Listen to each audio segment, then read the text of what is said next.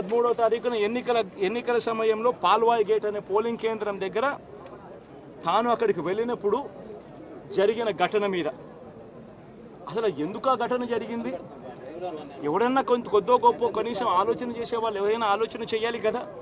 అక్కడ ఉన్న ఎస్సీలను ఆ గ్రామంలో ఉన్న సామాజిక వర్గం వాళ్ళు గ్రామంలో ఉన్న బూతులు లేకపోయి ఓట్లు వేసే పరిస్థితి లేకుండా ఉన్నప్పుడు ఎమ్మెల్యే అక్కడికి ఆ గ్రామానికి వెళ్ళినప్పుడు ఎమ్మెల్యే ఆ పరిస్థితిని చూసి ఎస్పీకి 4 సార్లు 5 సార్లు 10 సార్లు ఫోన్ చేసినా కూడా ఎస్పీ రాని పరిస్థితిలో ఉన్నప్పుడు కనీసం సిఐని ఎస్ఐని కూడా పంపించని పరిస్థితిలో ఉన్నప్పుడు అటువంటి బూత్లో సెన్సిటివ్ బూత్లో కేవలం ఒకే ఒక్క హోంగార్డును పెట్టి బూతులు నడుపుతూ ఉన్నారు.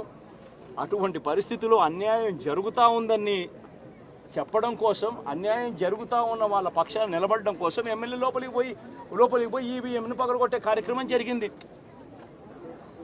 ఎందుకు ఈవీఎంలో నిజంగానే ఎమ్మెల్యేనే రిగ్గింగ్ చేసుకుంటా ఉంటే ఎమ్మెల్యేకి అక్కడ నిజంగానే ఎమ్మెల్యే పరిస్థితి అంత బాగుండింటే ఎందుకు ఎమ్మెల్యే ఈవీఎం పక్కన కొడతాడు?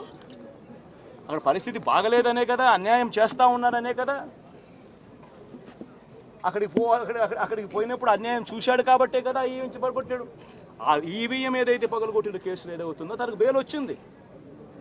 ఈరోజు తాను బెయిల్ అక్కడ లోపల ఉన్నది ఈవీఎం పగలగొట్టిన కేసులో కాదు, తను లోపల ఉన్నది ఈవీఎం పగలగొట్టిన కేసులో. అన్యాయం జరిగింది అని చెప్పి అన్యాయం జరుగుతూ ఉన్న పరిస్థితిలో ఎమ్మెల్యే అక్కడికి పోయి అడ్డుకునే కార్యక్రమంలో జరిగింది అని చెప్పి కోర్టులు కూడా గుర్తించాయి కాబట్టి తనకు బెయిల్ వచ్చింది. కానీ మళ్ళీ ఆ తర్వాత ఏం జరిగింది? ఆ ఇన్సిడెంట్ జరిగిన 10 రోజుల తర్వాత ఆ ఇన్సిడెంట్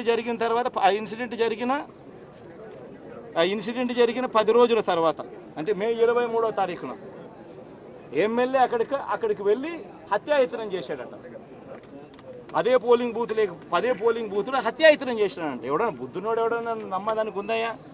ఎవడన్నా ఎమ్మెల్యే అనేవాడు అక్కడికి పోయినప్పుడు వాళ్ళు చేస్తూ ఉన్న రిగ్గింగు ఎమ్మెల్యే దానికి అడ్డుకునే కార్యక్రమం చేస్తూ ఉంటే ఎమ్మెల్యే అక్కడికి పోయి ఎమ్మెల్యే హత్యాయత్నం చేస్తాడా? చెప్పడానికైనా హద్దు పొద్దు ఉండాలి కదా. 10 రోజుల తర్వాత ఎమ్మెల్యే హత్యాయత్నం చేశాడని చెప్పి కేసు పెడతారు 10 రోజుల తర్వాత. ఇప్పుడు నిజంగానే అటువంటి ఇన్సిడెంట్ జరిగిందంటే సిట్టు 17వ తారీఖు నుంచి మే 17వ తారీఖు నుంచి 20వ తారీఖు లోపల మధ్యలో ఇచ్చిన రిపోర్ట్లో ఆ సిట్లో అది చెప్పాలి కదా, ఇట్లా జరిగింది, ఎమ్మెల్యే అనే వ్యక్తి హత్యాయత్నం చేసే కార్యక్రమం చేశాడు అని చెప్పి రావాలి కదా. మరి ఎందుకు సిట్ రిపోర్ట్లో రాలేదు? ఈ రకంగా ఒక మనిషిని కేవలం 4 సార్లు ఎమ్మెల్యే తాను 2000 కన్సిస్టెంట్గా 4 సార్లు ఎమ్మెల్యే గెలిచాడు. 2009లో గెలిచాడు, 2011లో